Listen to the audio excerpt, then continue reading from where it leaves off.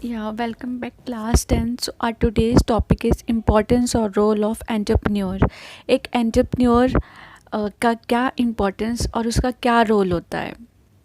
सबसे पहले हम देखेंगे रीजनल डेवलपमेंट। रीजनल डेवलपमेंट से हम समझते हैं कि एक रीजन, एक एरिया का डेवलपमेंट, कि अगर कोई एरिया है, अगर वहाँ पे कोई भी न्यू एंटरप्रेन्योरशिप स्टार्टअप हो जाए तो उस एरिया उसकी क्या इम्पोर्टेंस है। जब किसी एरिया के आसपास कोई एंटरप्रेन्योरशिप का कार्य शुरू होता है तो उस एरिया का भी विकास होता है, उस एरिया या रीजन के लोगों का भी स्टैंडर्ड इम्प्रूव होता है। फॉर एग्ज़ाम्पल, जैसे कोई टाउन है, उसके पास एक छोटी सी कंपनी खुल जाए तो उस कंपनी के खुलने से क्या होगा, उस टाउन में भी तो विकास होगा ना। जो लोग जो बेरोज़गार हैं उनको रोज़गार मिलेगा, वो वहाँ जाके अपना जॉब कर सकते हैं। ठीक है, कोई अपना छोटा मोटा टी का स्टॉल खोल के चाय बेच सकते हैं जो जो वहाँ पे एम्प्लॉयज़ होंगे।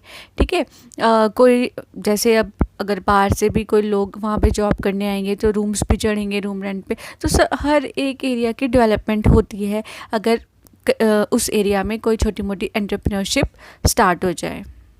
Economic development, entrepreneur school, hospital etcetera के निर्माण जैसे सामाजिक बुनियादी ढांचे का निर्माण करके इकोनॉमिक डेवलपमेंट को आसान बनाते हैं।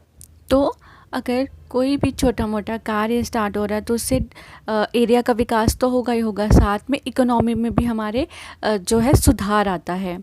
गाँव में छोटे उद्योगों की स्थापना से देश के ग्रामीण और पिछड़े क्षेत्रों में रहने वाले लोगों को रोजगार के अवसर मिल सकते हैं। एंटरप्रेन्योर ग्रामीण और शहरी दोनों क्षेत्रों में व्यावसायिक अवसरों की खोज करके क्षेत्रीय असमानताओं को कम करते हैं। तो इससे गांव में भी जो है छोटे छोटे जैसे अगर उद्योग हम मतलब कि स्थापना करते हैं तो इससे जो पिछड़े लोग होते हैं और जो ग्रामीण लोग होते हैं उनको भी रोज़गार का अवसर मिलता है।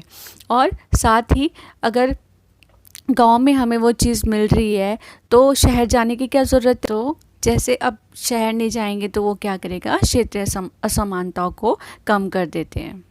अच्छा, तो कुछ मिथ भी होते हैं एंटरप्रेन्योरशिप के बारे में, जैसे कि एंटरप्रेन्योर्स बनने के लिए किसी इनोवेटिव आइडियाज़ का होना ज़रूरी है।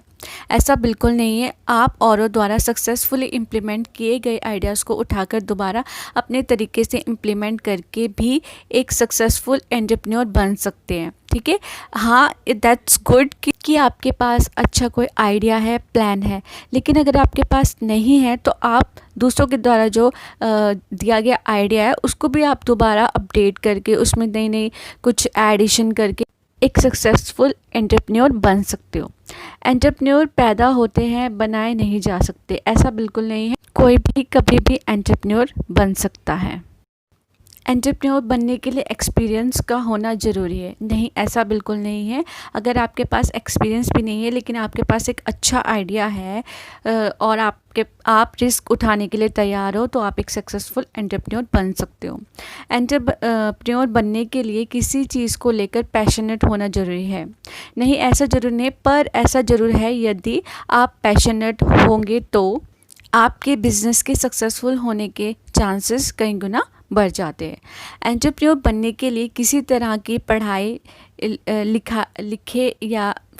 लिखाई आना था, लिखाई या ट्रेनिंग होना आवश्यक है, नहीं, ऐसा नहीं है। अगर आप कम पढ़े लिखे भी हैं लेकिन आपके पास अच्छा कोई आइडिया है तो आप अपना बिजनेस स्टार्टअप कर सकते हैं।